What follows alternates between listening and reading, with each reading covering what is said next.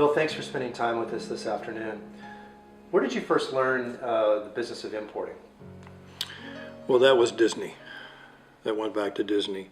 I was there at opening in Orlando, Florida, and Disney was kind of the father of importing for most of the merchandising world.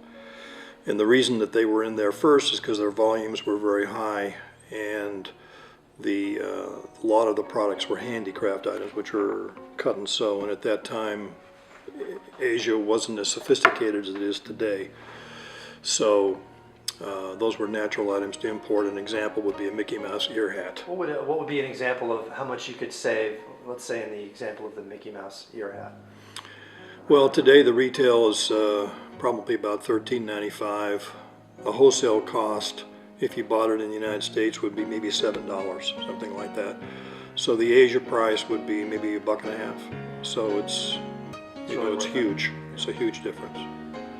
How many times have you been overseas, by the way, in your importing ventures? Over 100. Started out in Japan, moved to Taiwan as the cost started to get higher in Japan, and then moved from Taiwan to Korea. It was kind of a natural flow, and we were always in China, going back and forth. And then today it's very heavy China, of course, and some of the new markets are Vietnam and Indonesia. What would you say to a young director or entrepreneur that's grappling with the decision about whether or not to start importing their products?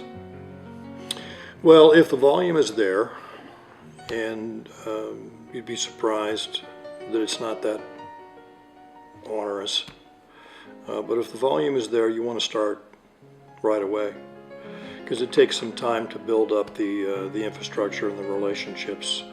I don't think you can conduct business today unless you view it globally. Well, what are some of the risks involved once you make the decision that it makes sense from a cost perspective? Number one is trust. Having a high level of trust with your resources overseas is really, really important. There's so many things that can go wrong, and one of the things you learn when you're in the international trading business is you're constantly thinking about what can go wrong, and even things you can't even imagine will still go wrong. And after a while, you pretty much anticipate about 95% of the things that can go wrong. But they range from safety issues. You know, the United States is becoming increasingly regulated relative to safety. So you have to have very, very sophisticated quality control systems as part of the service that you're developing and providing over there.